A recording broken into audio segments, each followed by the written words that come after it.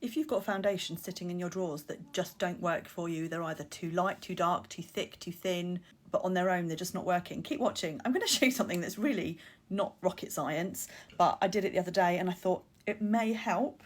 I have two foundations here. I actually can use them both on their own, but just for the sake of demonstrating, I've got the Revolution Skin Silk shade F2, if anyone cares. This is a luminous serum foundation. It is lovely, but it is like a skin tint.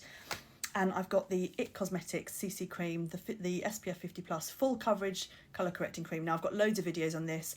I struggled with this at first because it was far too full coverage for me. But the other day, I surprised myself. I pumped out almost a full pump of the Skin Silk, but I thought, you know what, I just want a touch more coverage just for that day. So I just took a little bit of the IT Cosmetics, like that, and I mixed the two together. A smaller amount of the IT Cosmetics in proportion to the Skin Silk, and all it did was, it just gave the Skin Silk a touch more coverage, just a jot. Now you can do this by mixing them together. You can take your light coverage foundation on first and then kind of like spot conceal, almost like add coverage where you need to with the fuller coverage. Or if you're mixing shades, I would definitely, if you're mixing shades, you can mix them together on your hand first, or you can use the regular shade in the center part of the face and then the warmer shade or the darker shade kind of like on the high points where you tan.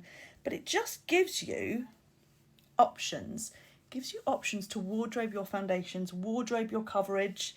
And it means sometimes as well that you're going to be able to use up a product that would otherwise sit in your drawer that you've used, you've spent your hard-earned money on. And so yeah, customize your own products, experiment. Some ingredients won't sit beautifully together, but you won't know until you try it. And you'll know that if you put two blobs together and you mix them together like that, if they start to lift, if they start to separate, if they start to pill, then you know that it's not going to be an option for you.